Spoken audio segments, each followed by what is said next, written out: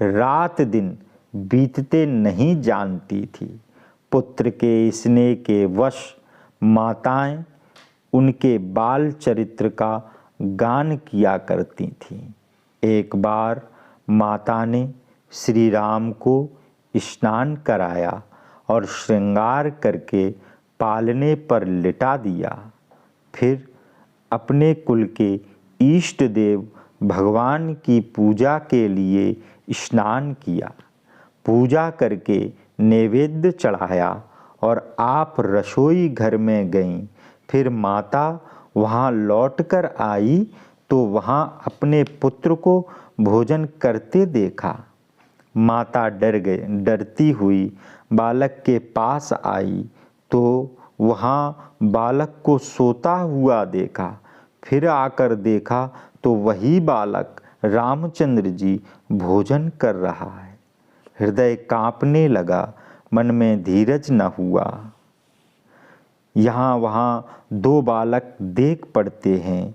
यह मेरी बुद्धि का भ्रम है या और कोई विशेष कारण है। प्रभु श्री रामचंद्र जी माता कौशल्या को घबराई देखकर मधुर मुस्कान से हंसने लगे। फिर उन्होंने माता को अपना वह अद्भुत और अखंड विराट स्वरूप दिखलाया, जिसके एक एक रोम में करोड़ों ब्रह्मांड सुशोभित थे। करोड़ों ब्रह्मांड सुशोभित थे। असंख्य सूर्य, चंद्रमा, शिव, ब्रह्मा, अनेक पर्वत, नदी, समुद्र, पृथ्वी, वन, काल, कर्म, गुण, ज्ञान और स्वभाव आदि देखा, जो किसी ने सुना भी नहीं था।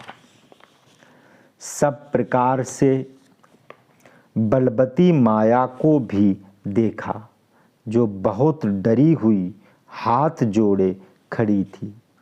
जीव को देखा, जिसे माया नचाती है। फिर भक्ति को देखा, जो जीव को फंदे से छुड़ाती है।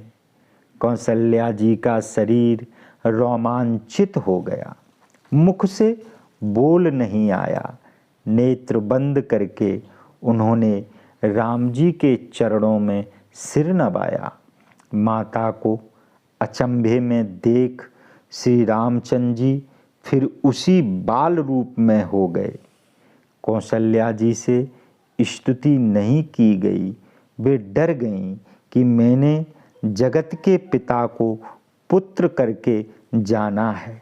श्री हरि ने बहुत प्रकार से माता को समझाया और कहा, सुनो माता, इस चरित्र को किसी से नहीं कहना।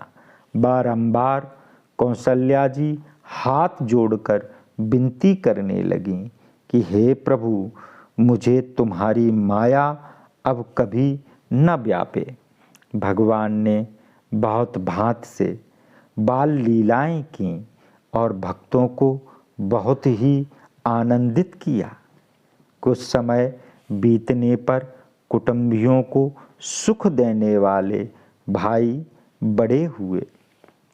तब गुरुजी ने आकर चूड़ाकरण संस्कार किया। ब्राह्मणों ने फिर बहुत सी दक्षिणा पाई।